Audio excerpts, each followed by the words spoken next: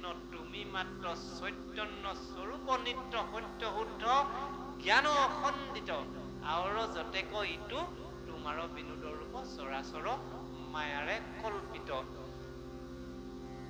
ঘোষাত মাধৱজন দ্বিতীয়জনা গুৰুৱে ৭৩ নম্বৰ জোকাত ক'লে, হে কৃষ্ণ তুমি মাত্ৰ চৈতন্য স্বৰূপ নিত্য সত্য শুদ্ধ জ্ঞান অখণ্ডিত। তুমিয়ে এজন যিজন সত্য, যিজন শুদ্ধ, সত্য শুদ্ধ জ্ঞান অখণ্ডিত, যিজনৰ জ্ঞানবিলাক দেখুৱাই দিব পৰা নাযায়, অখণ্ডিত, ভাগ ভাগ কৰিব পৰা নাযায়। এইজন কৃষ্ণৰ জ্ঞান ইমানে আছে সিমানে আছে, ভাগ ভাগ কৰি দেখুৱাই দিব পৰা নাযায়। হে কৃষ্ণ তুমি মাত্ৰ চৈতন্য স্বৰূপ নিত্য সত্য শুদ্ধ জ্ঞান অখণ্ডিত আৰু যতে কয়তো তোমাৰ বিনোদ ৰূপ চৰাচৰ মায়াৰে কল্পিত। এই আমি যে জগতখনত দেখিছো আমাৰ চকুৰে যিমানখিনি, এইবিলাক তোমাৰ মাত্ৰ মিছা মিছা মায়াৰে কল্পনা কৰা, এইবিলাক চব মিছা। সেইকাৰণে সেইজন কৃষ্ণ, যিজন কৃষ্ণক এই দ্বাদশ স্কন্ধত আকৌ ক'লে, হে ৰাম অপাৰ সংসাৰে ভম যত প্ৰাণী সয় তাৰ পাৰ দেখাই দিয়া তুমি হে নিভয়। এই যিখন অসাৰ সংসাৰ, যিমান প্ৰাণী দেখিছা সকলোৱে এখন মহাসাগৰত সাঁতুৰি নাদুৰি আছে, পাৰ নাইকিয়া সাগৰ। কিন্তু এই পাৰ নাইকিয়া সাগৰখনৰ কিন্তু পাৰটো এজনে বোলে দেখুৱাই দিব পাৰে, সেইজনে ঈশ্বৰ কৃষ্ণজন, সেইজনে কৃষ্ণ। এতিয়া সেই কৃষ্ণজনক চিনি পোৱাৰ পাছত আমাৰ কথাটো হ'ল কি, এতিয়া তেখেতক আমি কেনেকৈ সেৱা শুশ্ৰূষা কৰিব লাগিব। চিনি পালো যেনিবা এইজন কৃষ্ণ, এতিয়া আমি কেনেকে এজন কৃষ্ণক আমি দেখিলো এখন ফটোত, কৰবাত যিমানবিলাক ফটো দেখিছো, ভাওনা দেখিছো, চাৰি হাতে চাৰি বস্ত্ৰ লৈ সুন্দৰ সাজ সজ্জাই আদি কৰি শংখ চক্ৰ গদা। আকৌ ভাগৱতত বোলে নহয় মই কৃষ্ণ, আপোনালোকো এজন এজন কৃষ্ণ। ভাগৱত আপোনালোকে ভাগৱত, আপোনালোকে কৃষ্ণ, আপোনালোকে ঈশ্বৰ। সেইজন কৃষ্ণই কি দেখুৱাই দিলে? শংখ চক্ৰ গদা পদ্ম চাৰিপদ অস্ত্ৰ দেখুৱাই আমাক কি বুলি কৈছে? যিজনে ফটোখন আঁকিছে তেখেতে আমাক কি ক'ব? এজন কৃষ্ণই শংখ চক্ৰ গদা পদ্ম লৈ বাৰু শংখটো যেনিবা কি কৰিব, চক্ৰখনে কি কৰিব, গদাটোৱে কি কৰিব, পদ্মপায়ে কি কৰিব, কোনোবা শত্ৰু আহিলে যেনিবা গদাটো মাৰিব, এই পদুম ফুল পায় কি নহয়? সেইজন কেনেকুৱা কৃষ্ণ? ফুল পাহ কেলে তেওঁক লাগে? সৰু লোৱা নেকি বুলি নহয় নে? গতিকে লৈ প্ৰথমতে সেইজন কৃষ্ণৰ যিখিনি হাতত অস্ত্ৰ, সেই অস্ত্ৰখিনিকো আমি এবাৰ বিশ্লেষণ কৰিবলৈ চেষ্টা কৰিব। কৃষ্ণজনক চিনি পাবলৈ যাওঁতে আমাক যেতিয়া কোনোবাই পৰিচয় ল'বলৈ আহে, আমি যদি এযোৰ এই যে কি কয়, এইটো কি হেৰি বুলি কয়, ৰঙাও নহয়, কি বুলি কয় যে আমাৰ ইয়াতে যে এতিয়া এইটো কি গেৰুৱা, গেৰুৱা সাজ এযোৰ যদি পিন্ধি থাকো, পৰিচয়টো নিশ্চয় অলপ ওলাবই নহয় ন? যদি পৰিচয় ল'বলৈ হয়তো মানে কিবা এটা বুজি পাব। গতিকে এইজন কৃষ্ণৰ ওচৰলৈ যাওঁতে দেখিলো যে তেখেতে এইখিনি সাজত যাই আছে, যেনেকে গেৰুৱা বগন পিন্ধাজনক আমি চিনি পালো, এইটো কথা তেখেতৰ এইটো। এতিয়া সেই কৃষ্ণজনৰ প্ৰথম অংশ তেখেতৰ হাতত এপদ বস্তু দেখিছো, তেখেতে শংখ এটা লৈ আছে। আমি বেটা এতিয়া সুন্দৰ কথা দেই, শংখ। এই যিটো ঈশ্বৰ কৃষ্ণই ভাওনাত লৈ আহিছে হাতত, এইটো শংখ বুলি কয়। সাগৰীয় এটা শামুক বজাই দিলে খুব সুন্দৰ এটা মাত। সন্ধিয়া যদি কোনোবা নামঘৰত এই শংখটো কোনোবাই বজাই দিয়ে, এনেকুৱা ব্যক্তি হয়তো গাঁৱত নোলাব যিজন ব্যক্তিয়ে শংখৰ ধ্বনিটো শুনি বেয়া লাগে। নিশ্চয় নোলাব। সেইকাৰণে ঈশ্বৰ কৃষ্ণজনে কৈছে যে মই যে শংখটো লৈ আহিছো, মই যে বজাও, তাৰ মানে কি? এই যে সকলোৰে মুখপদ্মে আমাৰ মুখৰ পৰা যিমান বিলাক শব্দ বাহিৰ হব লাগিব, সকলো এই শংখটোৰ দৰে হব লাগিব। তেখেতক লগ পালো, ইমান সুন্দৰ কথা কেইটামান কলে, ইমান ভাল লাগিলে, আকৌ এবাৰ লগ পালে শুনাম। সেইফালে যদি কৈছিলে মোক নকলে গেলে, এবাৰ বিহলে মাতি পাতিলোহেঁতেন। এনেকুৱা শংখ এতিয়া আমাক লাগে।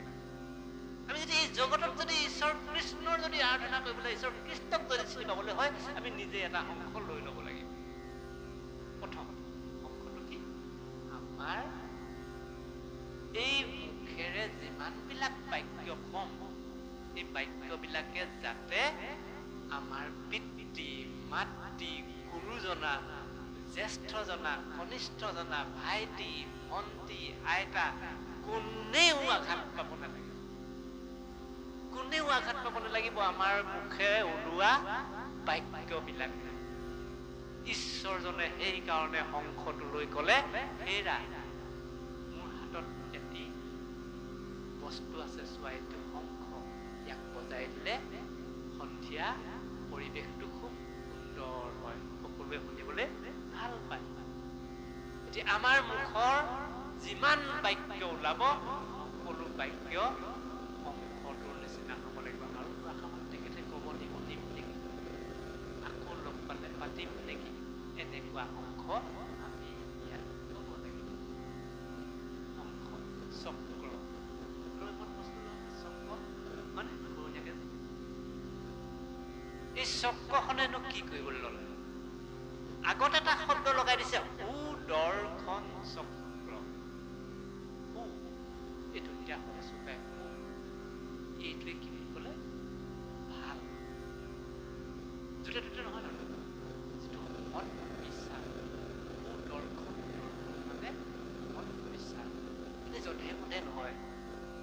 এই চক্ৰখনে ঈশ্বৰজনে খুব বিচাৰ বিবেচনা কৰিহে কাৰোবাক যদি মৃত্যুদণ্ড দিবলৈ হয়, মৃত্যুদণ্ড দিয়ে।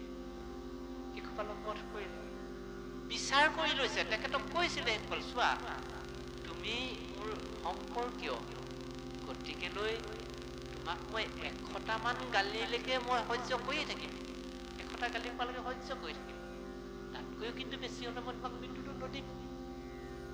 সেইকাৰণে বিচাৰ বিবেচনা কৰি এই সুদৰ্শন চক্ৰখন ব্যৱহাৰ কৰিছে। আমি তেখেতত লগৰজনে কেতিয়াবা অজানিতে এষাৰ ডাঙৰকৈ মোক কথা কোৱাৰ বাবেই মই প্ৰতিশোধ লবলৈ গলে নহব। বন্ধুজন সদায় বন্ধু। আমি দৰ্শনটো সুৰ কৰিব লাগিব। তেখেতে ভুল কৰিলে, অজানিতে ভুল কৰিলে, অলপ পাছতে আকৌ মোৰ বন্ধু, নহয়নে? এই বিচাৰবিলাক। মায়ে এষাৰ মোক ডাঙৰকৈ কলে, মই খং কৰিব নালাগিব নহয়, মই বিচাৰ কৰিব লাগিব। কেলে খং কৰিব নালাগিব? মোৰ মাতৃৰ সমানে জগতত আৰু কোনো নাই। কেতিয়াবা মই তোমালোকক কোৱা নাই, কেতিয়াবা আমাৰ সমাজত আমাৰ সন্তানে কৈছে নেকি, তোমালোকে একো নাজানাহে, কৈছে নেকি কেতিয়াবা? হয়তো নোকোৱাৰ সন্তান আজিৰ তাৰিখত নাই, আছে আছে। তোমালোকে একো নাজানা মানে নিজৰ পিতৃ মাতৃয়ে একো নাজানে? কিমান ডাঙৰ কথা হ'ব পাৰে চোৱা।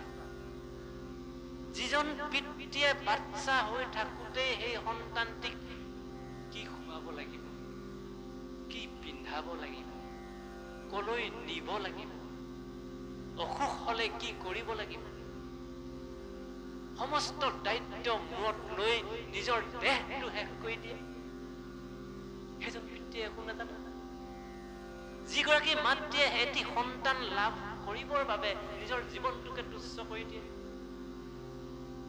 নিজৰ জীৱনটোকে হেৰুৱাই পেলাই নিজৰ যিখিনি ৰূপ লাৱণ্য চব শেষ কৰি দিয়ে মৃত্যুৰ সৈতে যুঁজিবলৈও কুণ্ঠাবোধ নকৰে সেইগৰাকী মাতৃয়ে একো নাজানে বুকুখন পিতৃ মাতৃ তেতিয়া জ্বলি পৰি যায় হয়নে তোমালোকে একো নাজানা হয় আজিৰ তাৰিখত লাগে কব গম পাইছানে এনেধৰণে হলে কেতিয়াবা আমাৰ সন্তানক পিতৃ মাতৃয়ে যেতিয়া অভাৱত যিমানখিনি সন্তানে বিচাৰে সিমানখিনি দিব নোৱাৰিবও পাৰে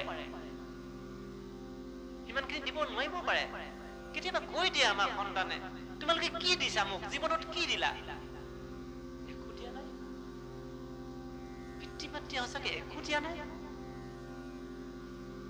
যিজন পিতৃয়ে নিজৰ জীৱনটোক তুচ্ছ জ্ঞান কৰি অকল সন্তানটোৰ কাৰণে অকল কন্যাগৰাকীৰ কাৰণে দৌৰি ফুৰিছে ৰ'দ নাই বতাহ নাই বৰষুণ নাই যিগৰাকী মাতৃয়ে কাৰোবাৰ ঘৰত বখৰ ৰ'দত ৰুবলৈ গৈছে তুলিবলৈ গৈছে কালিলৈ বেটীজনীৰ পৰীক্ষাৰ ফিজ দিব লাগিব কালিলৈ বেটাটোৰ বেটাৰীত পইচা দিব লাগিব কলেজলৈ যাবলৈ সেইবাকি পিতৃ মাতৃ একো দিয়া নাই আজিৰ তাৰিখত আমাৰ সন্তান পথে বেটা মই তোমালোকক কিন্তু নাই কোৱা আমাৰ সমাজখন এনেকুৱা হৈছে নেকি চাব লাগিব দেই চাব লাগিব এনেকুৱা হৈছে কি সমাজখন চাব লাগিব এনেকুৱাটো নহয় পিতৃ মাতৃয়ে নিজৰ সন্তানৰ বাহিৰে এই জগতত আৰু একো নেদেখে পিতৃ মাতৃয়ে সদায় সন্তান ভাল সন্তানে দুপে উন্নতি কৰি যাওঁ নিজৰ দেহ শেষ কৰি দিব পিতৃয়ে নিজৰ মাতৃয়ে নিজৰ দেহটো শেষ কৰি দিব সন্তানৰ কাৰণে কন্যাৰ কাৰণে ফোনটো বাৰে বাৰে বজি থাকে গালি পায় ঘৰত সন্তানে কিয় ইমান ফোন কৰি থাকা আহিম নহয় সময়ত কি জানো 5 বজাত যেতিয়া বেটাটো ঘৰৰ পৰা ওলাই যায় সেইটো সময় ওলাই যোৱা সময় নহয় সন্তানৰ আজিৰ তাৰিখত আজিৰ যুগত বাটে পথে ভয়ংকৰ ঘটনা সেইকাৰণে বাৰে বাৰে কৈ থকা হয় সেইকাৰণে ফোনটো কৰি থকা হয় ক'ৰবাত বিপদত পৰিব নেকি সন্তান নহয়নে সেইকাৰণে বাৰে বাৰে ফোনটো বজি থাকে ঘূৰি আহি সন্তানে কয় ৰিচিভ কেলে নকৰিলো কিয় ইমানকে ফোন কৰি থাকা আহিম নহয় সময়ত মানে জানো অহাটো খাওঁতেই বিচাৰি আছো অহাটোকেই বিচাৰো ঘৰলৈ আহিব লাগিব সেইকাৰণে ফোন কৰি থাকো ক'ব কিন্তু নালাগে এনেকুৱা দিন জীৱনলৈ আহিব সত্য বেয়া পাব নালাগে কোনেও বেয়া পাব নালাগে সত্য এনেকুৱা দিন জীৱনলৈ আহে এদিন সেই ফোনটোৰ পৰা সেই নম্বৰটো ডিলিট কৰি দিব লাগিব যিদিনা নিজৰ পিতৃ মাতৃক তোমাৰ চকুৰ আগত মোৰ চকুৰ আগত মোৰ পিতৃজনক যেতিয়া নেকি এখন কাপোৰে ঢাকি পেলাব পিছৰ দিনটোত সেই নম্বৰটো ডিলিট কৰি দিব লাগিব মাৰ সেই নম্বৰটো ডিলিট কৰি দিব লাগিব তেতিয়া কিন্তু আঙুলিকেইটা কঁপিব তেতিয়া উপলব্ধি কৰিম এই নম্বৰটো আৰু কোনোদিন নাই তেতিয়া উপলব্ধি কৰি এই নম্বৰটোৱে বৰ আমনি কৰিছে হয়নে আজি নম্বৰটো ডিলিট কৰিব পৰা মোৰ শক্তি নাই মোৰ বুকুখন এতিয়া কান্দিছে মই এদিন কৈছিলো কিয় বাৰে বাৰে ইমান ফোন কৰি থাকো সেইদিনা উত্তৰটো ওলাই যাব সেই নম্বৰটোৰ সমান মূল্যৱান নম্বৰ এই জগতত আৰু ক'তো নাই সেইকাৰণে সুদৰ্শন চক্ৰৰ পৰা আহিলে নে ঈশ্বৰজনে যে সুদৰ্শন চক্ৰখন ল'বলৈ কৈছে সেইটো সুদৰ্শন আমি সুদৰ্শন কৰি জীৱনটো কটাই যাব লাগিব পিতৃজন সদায় পিতৃৰ লগৰ যিজন জ্যেষ্ঠ সেইজনো মোৰ পিতৃ মাতৃৰ লগৰ যিগৰাকী মাতৃ সেইগৰাকীও মাতৃ। মাতৃগৰাকী যদি ফেদেলিও হয়, কুজিও হয়, পিতৃজন যদি লাপুং বুঢ়াও হয়, কুজাও হয়, সেইজনে পিতৃ। গুৰুজন সদায় গুৰু। বিদ্যালয়ত অকল মোক ক খ পঢ়োৱাজনে গুৰু নহয়। এই যে বাচ্চা হৈ থাকোতে যে ৰাস্তাই দৌৰ মাৰিছিলো, থাপ মাৰি যে ধৰিছিলে, কলে আহিছ, এইফালে গাড়ী আহি থাকে, বল ভিতৰলৈ, সেইজনো আমাৰ গুৰু। সেইজনো গুৰু। জ্ঞান দিলে নহয়, এই ৰাস্তাটোৱে গাড়ী আহিব নালাগিছিলে। সেইজন সকলো গুৰুকে প্ৰণাম কৰিব লাগিব।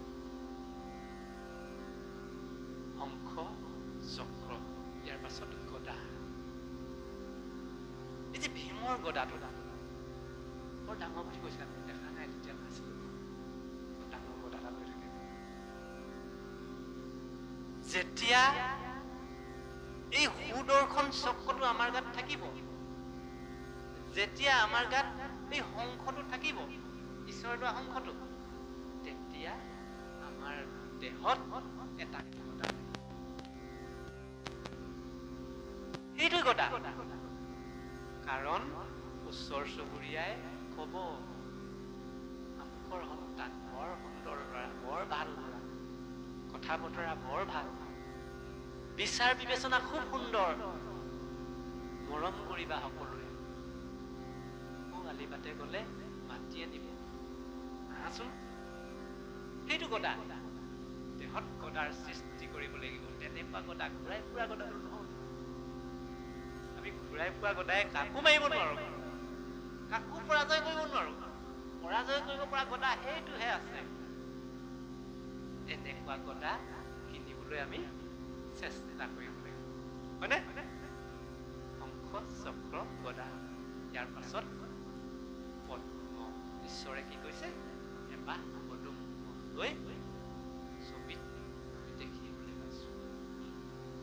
পদুম ফুলপাহ যদি বিচাৰি যোৱা হয় আজিৰ তাৰিখত, খুব গেলা পুখুৰী, য'ত বোকা, তেনেকুৱা ঠাই বাহিৰে বেলেগত পোৱা নাযায়। সদায় বোকাময় ঠাইতহে পদুম থাকিব। যি ঠাইত পদুম থাকিব 12 মাহে পানী হয়তো থাকিবই লাগিব, বোকা থাকিবই লাগিব। জীৱনটোত আমি এখন যুদ্ধ কৰিছো, এখন জীৱন যুদ্ধ। বোকাৰে লুতুৰি হৈ গৈছো, কিন্তু গাত বোকা লাগিবলৈ দিয়া নাই। মানে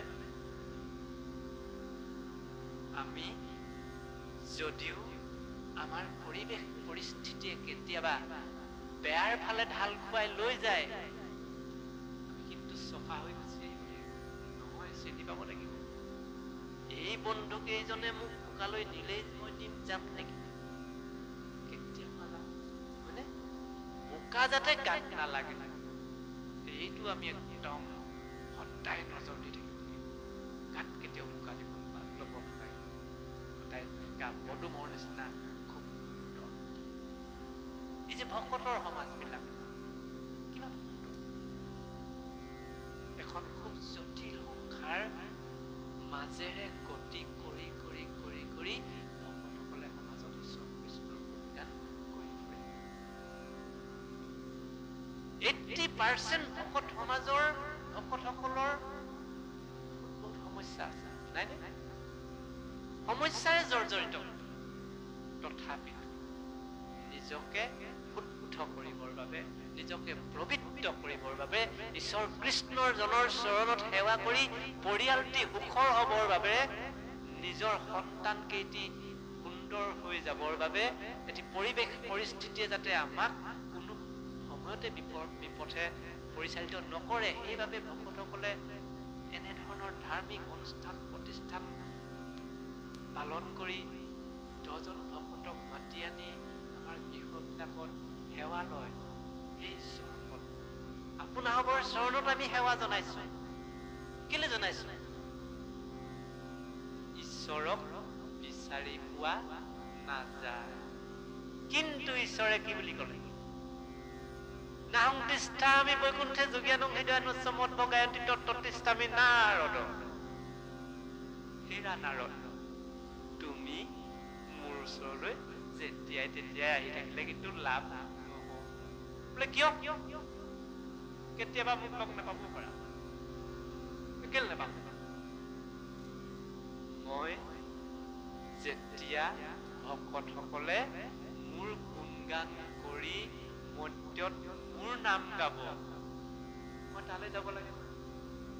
এই আজি যে তোমালোকৰ ঘৰত এনেহেন বৈকুণ্ঠ ধাম পাতিছে, এই যে ভাগৱত শাস্ত্ৰখন ঈশ্বৰ কৃষ্ণ আছো বুলি কৈছে, তেখেতৰ কথাবোৰ যে আমি পাতি আছো, তেখেতে কালিয়ে ক'লে কাইলৈ হলে গধূলি মই নাথাকো।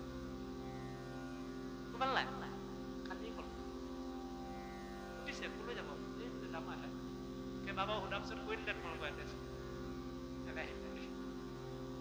আজি ঈশ্বৰজনে ইয়াত যে তেখেতৰ গুণগান হৈছে, তেখেতে ইয়াত নিজেই উপবেষ্ট হৈ মধ্যস্থানত বহি মোৰনো কি কথা পাতিছে বুলি ভাবি সুন্দৰকে তেওঁ নিজৰ গুণগানকে শুনি